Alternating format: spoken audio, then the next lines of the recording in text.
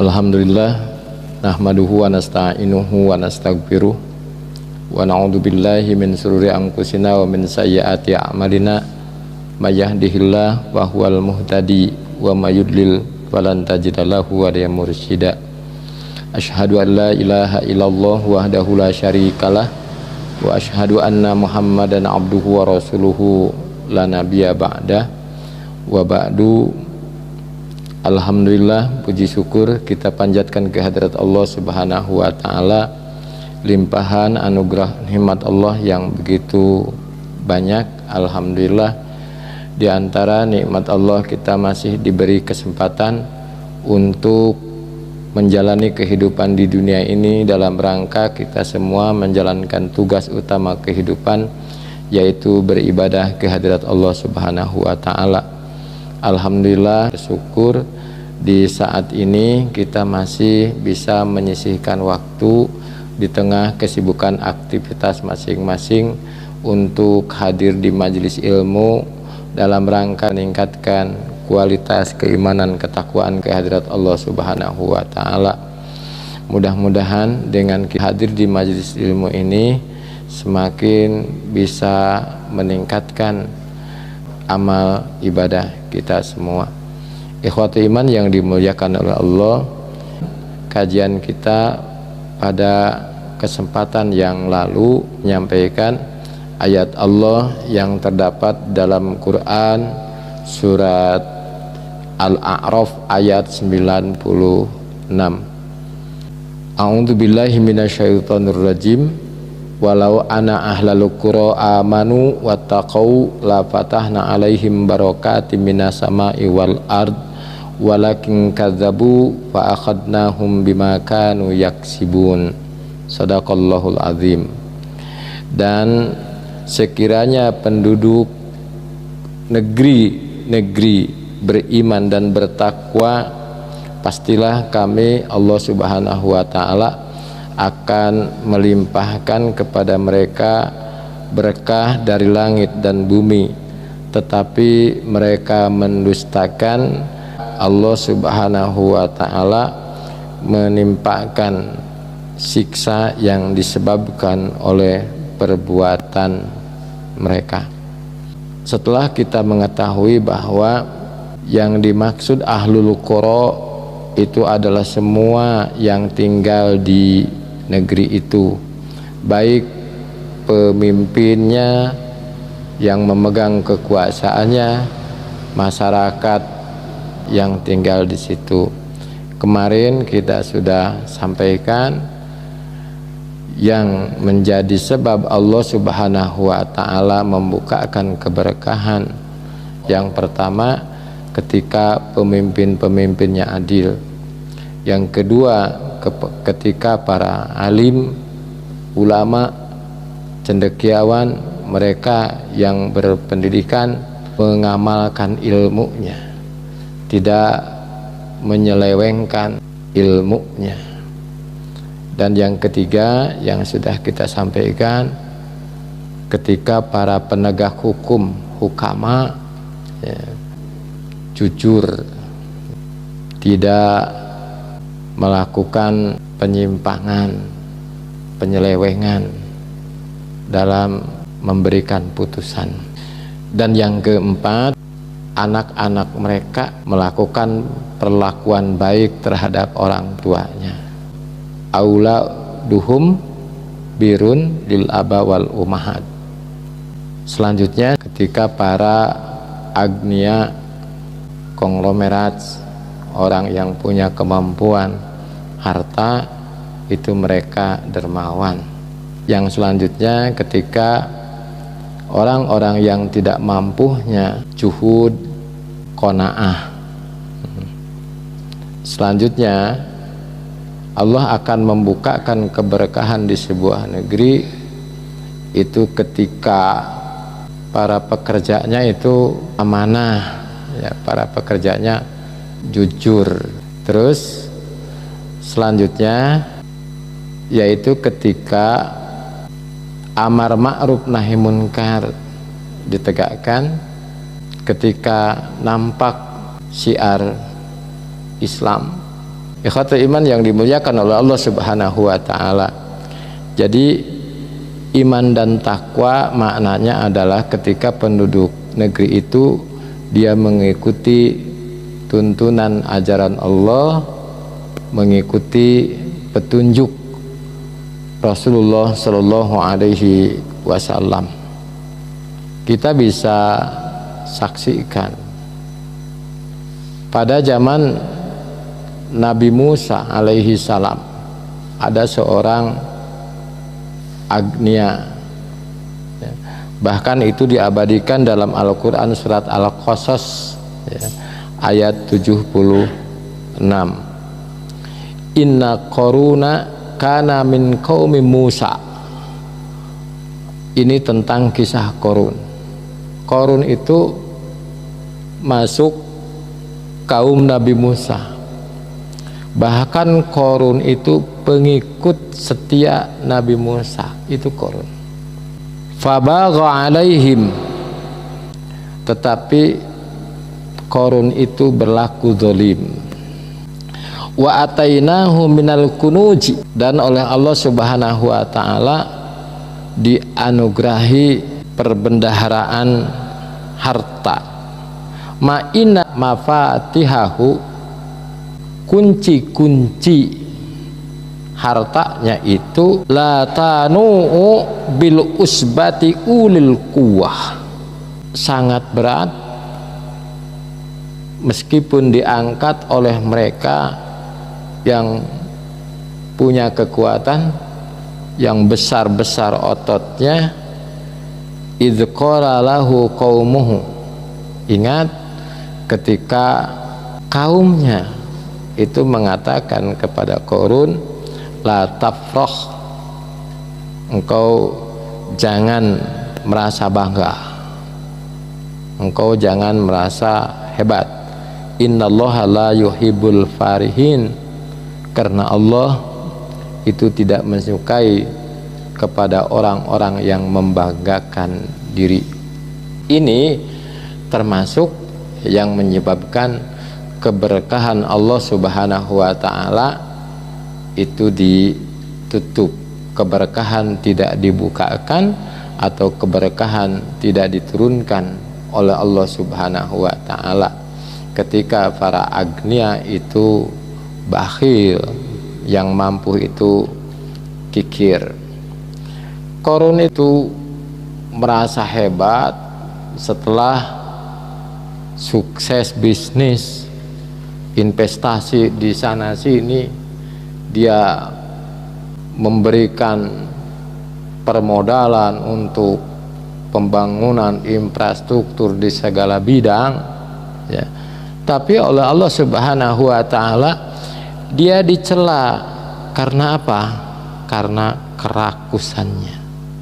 Dia tidak mempedulikan kewajiban kepada Allah Subhanahu wa taala, bahkan dia membanggakan diri seolah-olah apa yang diraihnya sekarang itu adalah hasil kerja kerasnya, padahal semua itu kan anugerah dari Allah Subhanahu wa taala.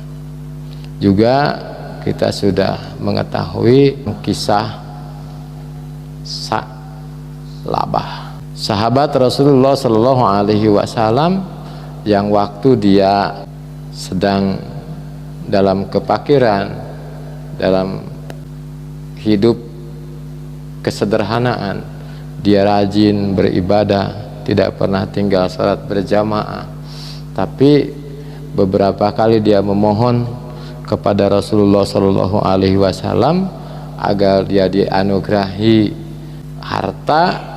Maka Rasulullah mendoakan, dan betul akhirnya Sa'labah itu usahanya berkembang, ternak-ternaknya beranak pinak banyak. Apa yang terjadi?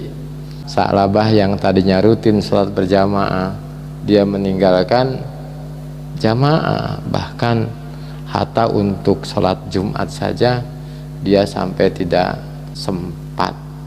Ya, Rasulullah Shallallahu Alaihi Wasallam mengutus sahabatnya untuk memberitahukan kepada Sa'labah, memperingatkan Sa'labah akan kewajiban infak dan sedekah, maka apa yang dikatakan oleh Sa'labah? Bahwa harta yang dimilikinya itu adalah hasil kerja kerasnya, keuletannya, kemampuan di dalam dia berusaha. Ikhwatu iman yang dimuliakan oleh Allah Subhanahu wa taala, itu jadi penyebab barokah Allah Subhanahu wa taala tidak diberikan. Kenapa kita harus berbagi dalam hal harta? Rasulullah Shallallahu alaihi wasallam itu menyampaikan, berbagi itu bisa mendatangkan keberkahan. Sampai Rasulullah menyatakan, dawu mardokum bisodakoh, sodakoh yang kita keluarkan itu bahkan bisa jadi obat untuk penyakit yang kita derita. Dawu mardokum bisodakoh, obati diri kalian, penyakit kalian dengan bersedekah. Tentu kita secara logika, apa hubungannya sedekah dengan penyakit yang diderita? Tentu tidak ada hubungannya.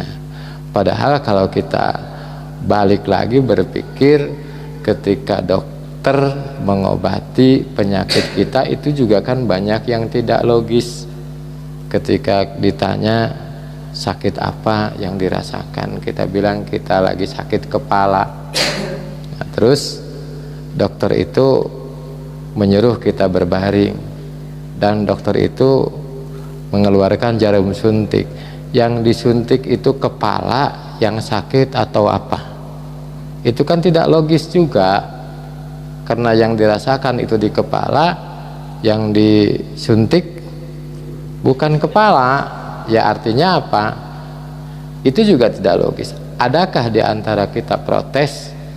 Tentu tidak, karena kita sudah yakin bahwa dokter itu mengetahui ilmunya. Ya begitu juga dengan apa yang disampaikan oleh tuntunan ajaran Islam. Apa yang kita tidak pahami, mungkin karena pengetahuan kita tidak sampai di situ. Rasulullah mengatakan, dawu mardokum bisodakoh, obati penyakitmu dengan sedekah. Bisa jadi karena sedekah yang kita berikan kepada orang yang tidak mampu, orang yang tidak mampu tentu dia akan berterima kasih, dia akan mengucapkan doa-doa, harapan-harapan baik untuk orang yang memberi sedekah itu. Allah mengabulkan doa-doanya. Itu kan jelas. Oleh karena itu, ketika Allah menjelaskan di dalam Quran surat Al-A'raf ayat 96, walau ana ahlal qura amanu wattaqau la fatahna alaihim barokati minas sama'i wal ard. Jadi iman dan takwa itu jadi kunci Allah membukakan keberkahan. Mari kita perhatikan di lingkungan sekitar kita, ya, banyak yang merasakan kesulitan karena dunia usaha kita sekarang kan lagi mengalami penurunan. Banyak di antara saudara-saudara kita sekarang yang hidupnya berubah, yang tadinya serba mudah sekarang serba sulit. Seandainya yang mampu itu bisa berbagi, maka itu akan menjadi keberkahan. Kalau yang mampunya tidak peduli, jangan harap keberkahan itu ada. Yang terjadi adalah kesenjangan, saling iri, saling hasud, saling dengki, yaitu yang memang bisa terjadi ketika ahlul qura ini tidak beriman dan bertakwa. Ikhwatul iman yang dimuliakan oleh Allah Subhanahu wa taala, iman dan takwa menjadi pembuka keberkahan. Diingatkan lagi kita tentang kisah ahli ibadah. Tetapi di akhir hayatnya hanya untuk mengucapkan kalimat tauhid la ilaha illallah, dia merasa kesulitan. Akhirnya apa? Rasulullah Shallallahu Alaihi Wasallam menyuruh kepada para sahabat untuk mencari tahu penyebab sangat sulit ya, untuk mengucapkan kalimat tauhid la ilaha illallah. Akhirnya diketahui bahwa pernah ya, melakukan suatu perbuatan yang menyinggung hati ibunya. Kenapa? Ketika ditemui ibunya menceritakan bahwa anaknya itu dulu setelah dia pulang berusaha selalu berbagi kepada ibunya. Sebelum ke rumahnya dia senantiasa mampir dulu ke ibunya dan memberikan hasil usahanya itu ke ibunya. Tapi beberapa saat ibunya menunggu Alqamah tak kunjung datang. Akhirnya ada yang memberitakan bahwa Alqamah itu dipengaruhi oleh istrinya, sehingga dia terpengaruh dan biasanya berbagi ke orang tuanya, dia tidak berbagi lagi. Ya disampaikan oleh Rasulullah SAW, udah kalau ibunya tidak memaafkan ya, untuk Alqamah sulit untuk mengucapkan kalimat tauhid, maka kalimat thayyibah maka dipersiapkanlah ya, oleh Rasulullah nyuruh para sahabatnya untuk membakar Alqamah, dan berita itu dikabarkan ke ibunya, dan ibunya karena hati ibu siapa yang rela tega ya, ketika meskipun dalam keadaan seperti apapun anaknya itu menghadapi kesulitan, ibunya datang dan ibunya memberikan permaafan, dan Alqamah dengan mudahnya mengucapkan la ilaha illallah. Artinya apa? Bahwa keberkahan itu ya, dari semua lapisan ya, bahkan apabila amar ma'ruf nahi munkar tidak ditegakkan, dulu orang-orang tua kita suka bilang ketika ada sebuah kemaksiatan maka 40 rumah ke depan, kata 40 rumah ke belakang, 40 rumah ke samping, 40 rumah ke kanan, ke kiri. Itu sebetulnya untuk menunjukkan bahwa saking ya, harus berhati-hati ketika melakukan kemaksiatan. Ketika kita tidak beriman dan bertakwa kepada Allah, maka jangan harap keberkahan itu diturunkan. Ikhwatul iman yang dimuliakan oleh Allah Subhanahu wa taala, Rasulullah Shallallahu alaihi wasallam menyampaikan tuntunan ajaran Islam ini dalam rangka untuk ya, menuntun kita agar hidup kita ada dalam keberkahan, dan jangan harap keberkahan kita raih kalau kita tidak melaksanakan tuntunan dari Allah dan Rasulnya. Oleh karena itu kalimat yang digunakan dalam Quran surat Al-A'raf 96 ini adalah walakin kadzabu.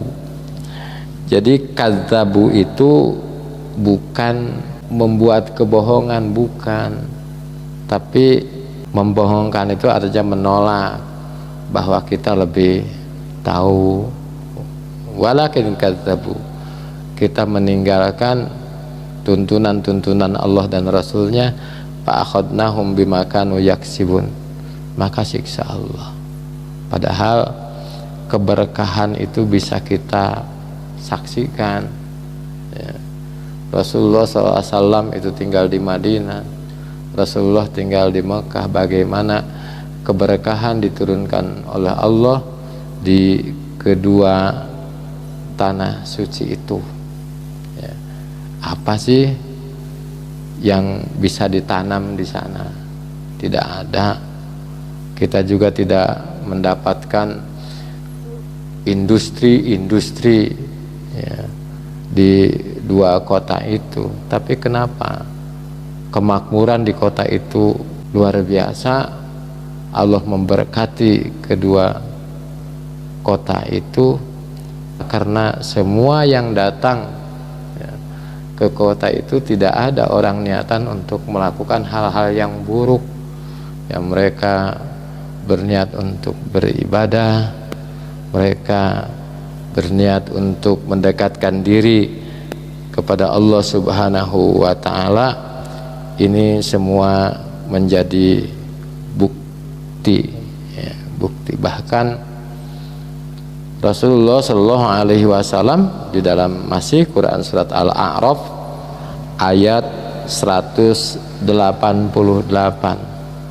hanya untuk pribadi Rasulullah SAW beliau mengatakan, Qul, ya, kata Allah, ucapkan olehmu wahai Muhammad, la amliku nafsi naf'an wala dharra, aku tidak, ya, memiliki, ya, untuk diriku sendiri memberikan sebuah kemanfaatan, kebaikan, bahkan tidak bisa juga untuk menolak sebuah kemadorotan.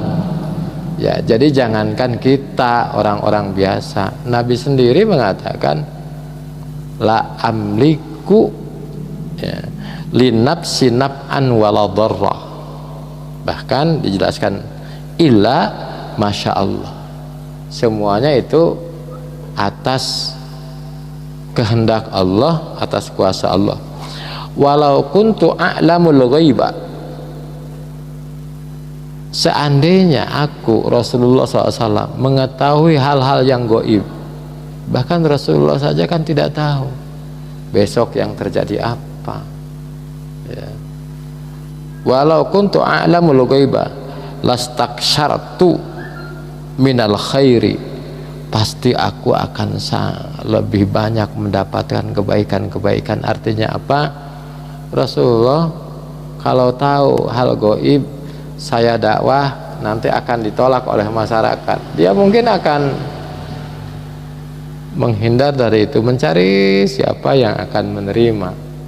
Lastaksartu minal khairi wa ma masaniya asyu, dan mungkin aku tidak akan merasakan keburukan.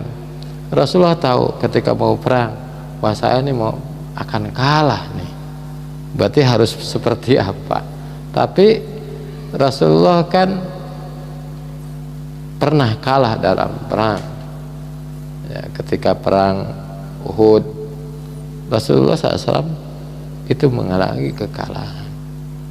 Ketika Rasulullah hijrah ke Taif mengalami penolakan.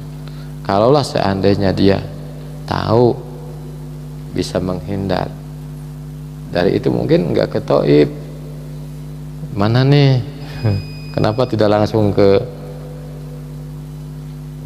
Yasrib, ke Madinah? Maka qul la amliku li nafsi naf awwala dhara illa masyaallah walau kuntu a'lamul ghaiba lastaksartu minal khairi wa manassani yashu.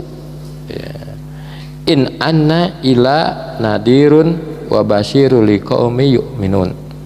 Aku ini hanya sekedar pemberi peringatan, aku hanya memberikan kabar gembira untuk kaum yang beriman.